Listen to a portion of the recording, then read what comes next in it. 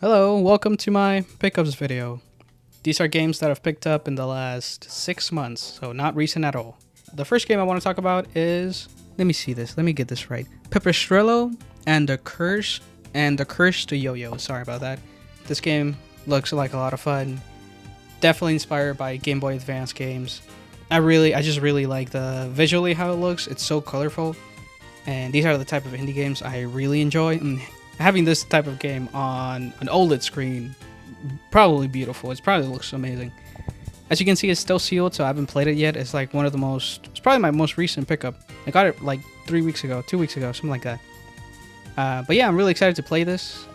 The only thing is that it was kind of hard to find on Amazon. It like kept going in and out of stock. So if you're thinking about getting this, just keep that in mind. This game, I got really lucky in getting this one. I actually had the double pack. It was like a Korean Asian version that had No More Heroes 1 and No More Heroes 2 together in a single cartridge. And that's how I played the first two games. But unfortunately, I didn't really enjoy the second game that much. I love the first one. I played it when I was on Wii, but I never finished it because I was too young. And I finally did, and I loved it. I think it's one of the coolest games.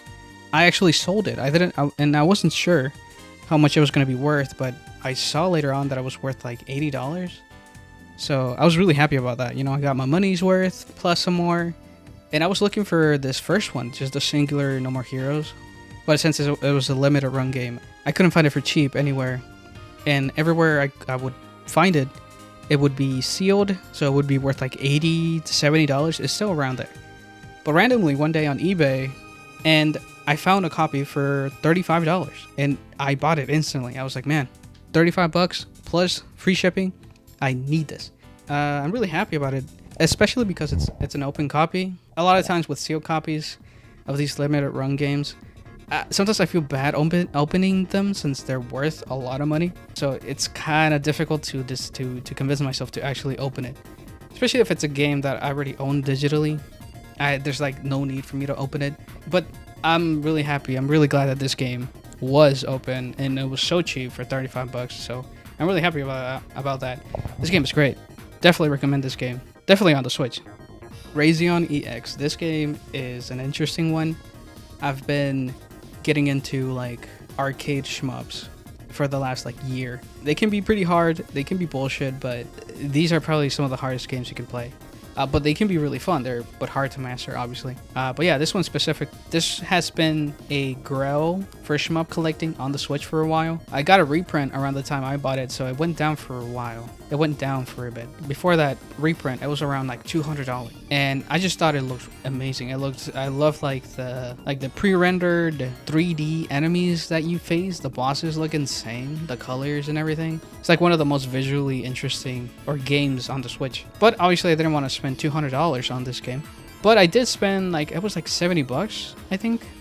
After the reprint, it went down on price because a bunch of people had copies again. And I didn't buy it when it got reprinted. Unfortunately, I had to buy it later. But still, I got it for a decent price. As you can see, I haven't opened it because I'm kind of scared of opening this.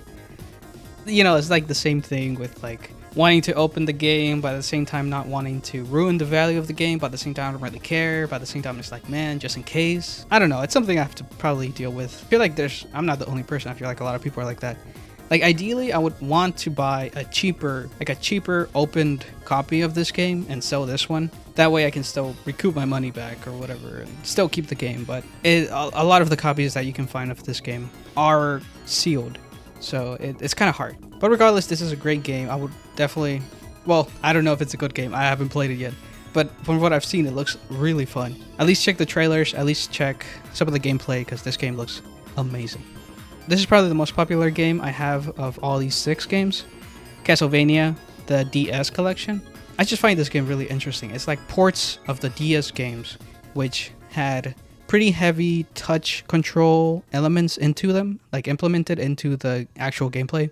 So I found it really interesting that they were able to replace a lot of the touchscreen controls and replace them with actual button controls.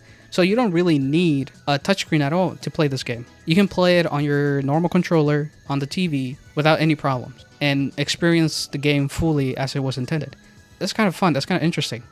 This collection definitely had a lot of more effort put into it, which makes sense because it was developed by M2, one of the best teams when it comes to porting older games and adding new features. Also, this cover looks amazing, I'll be honest with you. This is one of the coolest covers on the Switch. I also like the one for the GBA collection, but that one's a little bit pricey right now, so I don't know if I'll get it. You rarely see collections for DS games, right? Since they're like so reliant on the touchscreen controls, which makes them a lot harder to play on a bigger TV or with normal controls. This is definitely a game you should get. This is one of the coolest retro collections you can get on the Switch. And I mean, it's Castlevania. It's a classic. It's probably good. It's definitely good. This one's cool too. This is one I have actually played. I loved this game, Pepper Grinder. This game is amazing. This is a precision platformer similar to Celeste, but instead of having like a dash, you have this grinder which lets you like grind through the ground, and it just feels so nice. It feels like you're a worm. I don't know how to describe it. It's unfortunately kind of short. I finished it in like around a day or two, like 2 days. It took me like 2 days. But like the movement in this game feels amazing. It feels great. A lot of the levels are really cool. I just wish there were more.